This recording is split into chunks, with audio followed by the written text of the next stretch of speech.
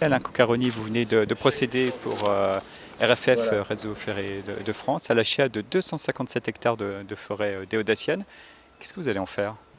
Bien, écoutez, cette forêt, nous l'avons acquise au titre des mesures compensatoires que nous devons pour la LGVS, mesures compensatoires qui sont de plusieurs types. D'abord, l'échange d'emprise avec l'État pour la forêt domaniale que nous utilisons pour construire la ligne à grande vitesse en Moselle. Ensuite, des surfaces pour compenser la création d'îlots de sénescence, qui sont des mesures environnementales dans la forêt de Moselle. Et puis voilà. Et donc, dans l'ensemble de ces mesures environnementales, toutes ces mesures compensatoires, nous allons remettre cette forêt à l'État, puisque c'est une compensation de forêt domaniale qui appartenait à l'État. L'important pour nous aujourd'hui, c'est que cette forêt, d'abord, elle est d'un seul tenant, cette mesure compensatoire. L'ensemble des 257 hectares qui ont été acquis vont rester à usage public, et ça, c'est fondamentalement important pour Réseau Ferré de France. Alors, comment s'est passé le choix de cet achat? Pourquoi la forêt déodacienne? Comment ça s'est passé? Eh bien, pourquoi le choix? Nous avons travaillé beaucoup avec l'ONF et avec la SAFER sur la recherche de ces surfaces de mesures compensatoires, donc qui s'élevaient à 257 hectares, donc surface très importante à trouver. Et puis la SAFER et l'ONF nous ont mis en relation avec la ville de Saint-Dié, qui elle souhaitait vendre une partie de la forêt communale. Et nous avons, jugé que c'était une opération très intéressante. D'abord parce que c'était une forêt publique communale qui pouvait, au travers de cette mesure compensatoire et de cet acte, être retransférée à l'État et donc garder son statut de forêt publique.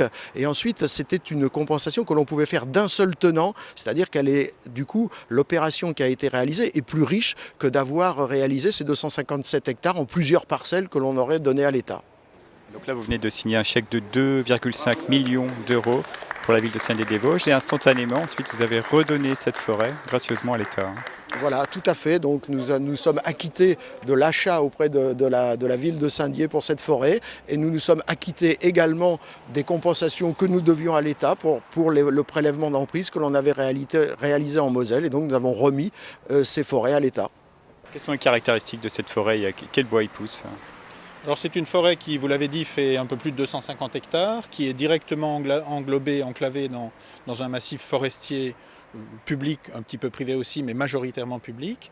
C'est une forêt résineuse de moyenne montagne qui domine Saint-Dié, et qui est, ça nous intéresse beaucoup pour l'office, directement limitrophe d'une forêt domaniale déjà existante, à laquelle elle sera rattachée pour cette petite partie. Donc c'est une forêt résineuse de production, et qui a une caractéristique d'être, je l'ai dit, immédiatement aux portes de Saint-Dié-des-Vosges, et qui accueille donc un nombre très important d'usagers, de touristes, de pratiquants, et pour lesquels nous souhaitons tout à fait continuer à leur permettre de bénéficier des mêmes conditions d'accès en forêt, évidemment pour la randonnée pédestre, telle que celle qu'ils connaissent aujourd'hui.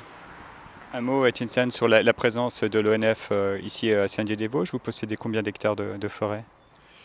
Alors, on a une colle. Je pense qu'avec l'ajout de ces 250 hectares, la forêt domaniale sur le territoire communal de Saint-Dié-des-Vosges doit dépasser peut-être légèrement les 1000 hectares. Je précise simplement que dans le cadre de l'agence que j'ai à gérer, l'agence couvre 100 000 hectares de forêt publique, dont à peu près 2 tiers de forêt domaniale et 1 tiers de forêt communale, et qui s'étend, Saint-Dié étant à peu près au milieu, et qui s'étend depuis le massif du Donon, Raon-l'Étape, jusqu'à Remiremont et Plombières-les-Bains. Alors j'ai dit posséder, mais le terme n'est pas tout à fait exact, parce que vous gérez, vous protégez aussi la forêt. Alors nous gérons la forêt. Nous ne la possédons pas réellement, puisque la forêt n'appartient pas à l'Office des forêts, la forêt appartient à l'État, et nous gérons pour le compte de l'État la forêt domaniale, dans laquelle nous essayons de mettre, je souhaite que nous puissions faire la preuve qu'on y réussit bien, mettre en place une gestion multifonctionnelle, c'est-à-dire faire coïncider au même moment, sur la même surface, des objectifs de production de bois, une production qui alimente la filière bois, créatrice d'emplois et de développement économique pour les territoires. Nous accueillons du public, nombreux, je l'ai dit tout à l'heure, des promeneurs de toutes sortes, de public respectueux de la réglementation, bien entendu. Et puis, de la même façon, nous veillons à protéger les milieux, les habitats et les espèces.